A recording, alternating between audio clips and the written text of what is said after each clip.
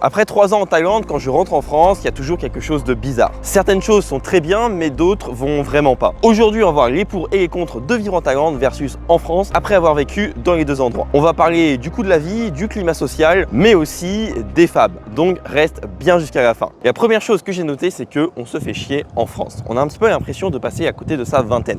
Personnellement, je suis arrivé ici en Thaïlande à 24 ans. Et pendant mes 20 à 23 ans, j'avais à chaque fois ce sentiment de vraiment me faire chier, de me dire mais qu'est-ce qu'il y a à faire en France? Je me rappelle, j'étais chez moi dans ma petite province à Vannes et chaque après-midi c'était la même chose, chaque soirée c'était la même chose, je savais pas quoi faire. Et le truc c'est que si vraiment tu veux faire des activités ou si tu veux faire des choses, tu peux aller encore dans les grandes villes. Et encore, par rapport à ici à Bangkok, c'est une ville qui est méga grande où il y a toujours des activités, il n'y a pas de limitation aussi avec des règles à la con ou ce genre de choses, qui fait que ça rend les choses beaucoup plus simples. Et la troisième chose que j'ai notée, c'est le système de santé. Alors le système de santé en France, bien sûr, on va me dire qu'il y a la carte vitale, etc. et qu'on paye pas. Ça, tous les gens, ils sont pros pour me dire ça. Le truc que je vois à ça, c'est que effectivement, au moins tout le monde peut avoir accès aux soins. Ici en Thaïlande, pareil, ils ont une assurance, mais en fait, c'est que tu dois absolument aller dans l'hôpital public qui est près de chez toi. Et les hôpitaux publics, c'est de la merde ici.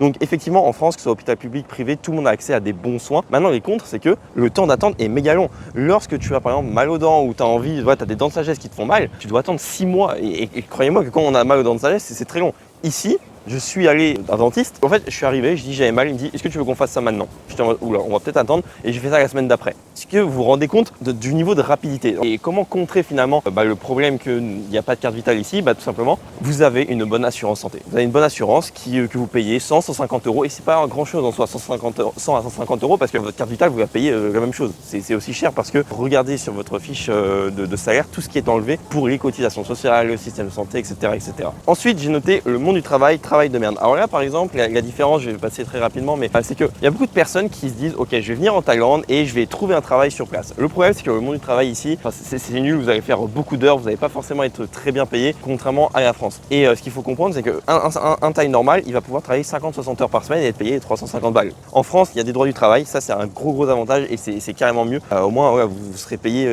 plus dignement, je veux dire 1500 euros pour vos 35 heures, vous n'allez pas vous tuer à la tâche. Et voilà. Et pourtant, ils se plaignent pas, ils sont toujours avec le sourire. Donc ça, j'arrive pas à comprendre. Comment ça se fait qu'ils sont toujours avec le sourire alors qu'en France, on travaille moins, mais on est toujours autant stressé. Ensuite, l'autre chose que j'ai noté, c'est l'alimentation. Alors l'alimentation, bon, voilà, on va pas rester 36 000 ans dessus, mais est meilleure en France. Et en fait, en Thaïlande, ils savent pas cuisiner. Peu importe que ce soit des plats européens, que ce soit des plats asiatiques ou quoi que ce soit, je sais pas, ils arrivent à rendre la bouffe mauvaise. Alors que par exemple au Vietnam, ils la rendent méga bonne. Je sais pas comment ils font. Et aussi, le truc, c'est que la bouffe thaï, en soi, on va me dire oui, elle est variée, elle est méga bonne, etc. Ok, mais en fait, quand t'aimes pas l'épicé, qu'est-ce que tu manges? Bah ouais, tu manges rien. Donc, c'est pour ça que la bouffe thaï, c'est vraiment pas le meilleur truc à manger. Je suis en train de regarder par où passer. Alors qu'en France, tout est quasiment très bon, sauf si vraiment vous allez dans des restos de routiers ou quoi que ce soit. Et encore, même là, c'est meilleur qu'un resto, un très bon resto ici en Thaïlande. Ensuite, l'autre chose, j'ai mis, alors c'est anecdotique, mais c'est la douchette. La douchette pour les toilettes. C'est hyper pratique dans le sens où, en France, en fait, c'est dégueulasse de juste s'essuyer avec du papier. Et là, au moins, il y a une douchette, c'est rapide, c'est beaucoup plus hygiénique. Ça fait quand même une différence. Quand on revient en France après avoir vécu pas mal de temps en Asie, on se dit putain, c'est quand même bien ce truc. Ensuite, j'ai mis le coût de la vie. En France, j'ai l'impression de payer et je me demande mais pourquoi en fait je paye. En fait, c'est quoi les services que j'ai? J'ai payé par exemple maintenant 8 euros limite un sandwich. Je suis en mode mais attends, un mec normal gagne 1500 euros et on va devoir payer un sandwich à 8 euros. En fait, ça fait aucun sens. Et le truc, c'est qu'on va payer pour des services qui ne sont pas là. Alors, je sais que après on va me dire ici en Thaïlande, voilà, ils gagnent pas beaucoup et c'est pour ça que le coût de la vie est moins cher. Il faut comparer ce qui est comparable. Le truc, c'est que même ici, vous voyez un Thaï de la classe moyenne qui va gagner 1500 euros, il va pouvoir avoir accès par exemple pour 800 euros par mois à un très bon condo avec une piscine, une salle de sport, etc. Ah ouais. Alors qu'en France, un mec qui va gagner 1500 euros, il aura accès à un vieil appartement tout pourri. Pareil au niveau des massages. Ici, les massages, tout le monde peut avoir accès à un massage. Ça va coûter 300 bahts, donc ça va coûter 5 euros. Même une personne qui gagne pas beaucoup peut se faire un petit massage comme ça. En France, c'est au moins 70-80 euros. Donc en fait, le sentiment que j'ai, c'est qu'en France, on raque pour rien. Et en plus, on peut même pas se faire plaisir. Quand on veut se faire plaisir, en fait, on a très peu d'argent pour se faire plaisir. Et là, il faut comparer aussi ce qui est comparable dans le sens où je parle à des gens qui veulent partir en Thaïlande. La meilleure façon de partir en Thaïlande, c'est quoi? C'est tout simplement de vivre d'une activité en ligne. Et quand on vit d'une activité en ligne, on fait pas genre juste 1000 euros. Ouais, on peut faire 1500, 2000, 3000, 4000 jusqu'à 5000 euros. Donc en fait, pour toutes les personnes qui me regardent et qui ont pour projet de démarrer une activité et faire 5000 euros, croyez-moi que ces 5000 euros en France, vous ferez pas grand chose et en plus vous serez imposé comme je sais pas quoi. Alors qu'en Thaïlande, croyez-moi que vous allez pouvoir faire énormément de choses et avoir une vie comme vous n'avez jamais eu en France. Donc tu peux voir que la Thaïlande offre une qualité de vie qui est bien supérieure à la France. Mais les coûts augmentent aussi ici et tu pourras pas compter éternellement sur tes économies. Trouver un travail sur place c'est compliqué et en plus c'est mal payé, donc pense même pas à cette option. La vraie solution c'est de démarrer une activité en ligne comme j'ai fait qui s'appelle le setting. C'est simple, ça te prend moins de 2 heures par jour et c'est accessible même si tu n'as pas de compétences de départ. Donc si tu veux savoir comment démarrer l'activité pour pouvoir venir vivre en Thaïlande, clique sur le lien juste en bas, c'est pour prendre un appel avec moi et qu'on discute de ton projet. Le but que tu puisses partir d'ici 3 à 6 mois. Et ensuite, ça va être les femmes et la dating life. Alors j'espère qu'on n'entendra pas trop le gars juste là.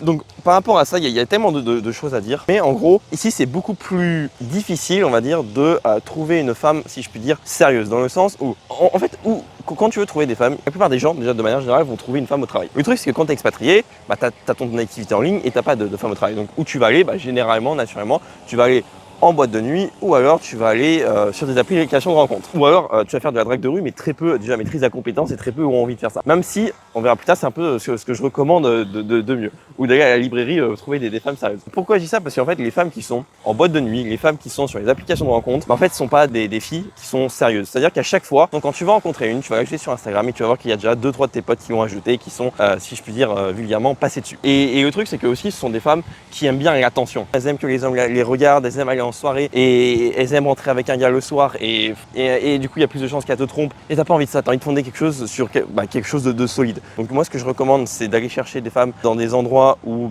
c'est beaucoup plus sérieux. Donc bon, je vous dis pas d'attendre devant une université et aller voir des meufs, quoique bon ça peut être une solution, mais voilà, c'est peut-être pas la plus optimale. Mais ensuite, une fois que vous êtes en couple, il y a des choses qui changent. Quand vous êtes avec une Thaï, et c'est différent que quand vous allez être avec une occidentale. Donc personnellement je sais que les Thaïs, j'ai du mal. En fait, elles aiment pas le débat, donc en fait elle stimule beaucoup moins intellectuellement qu'une occidentale où on aime bien, enfin surtout les françaises, on aime bien avoir des débats, etc. Donc on va me dire oui, les Thaïs elles sont trop mimi, elles sont trop gentilles, etc. Ouais, ok, c'est bien qu'elles sont gentilles, mais en fait l'autre truc c'est que t'es pas stimulé intellectuellement. Donc après à toi de voir qu'est-ce que tu recherches dans ta relation. Mais voilà, arrêtez de dire absolument que les occidentales elles sont pas cool, etc. Il y a des pour et des contre des deux. Et aussi le truc c'est que les Françaises en France, c'est une catastrophe. Je sais pas ce qui se passe, mais quand elles sont mises dans un environnement anxiogène comme la France, et c'est une catastrophe, elles sont hyper chiantes à séduire ou elles sont hyper chiantes à aborder, elles sont pas agréables en fait.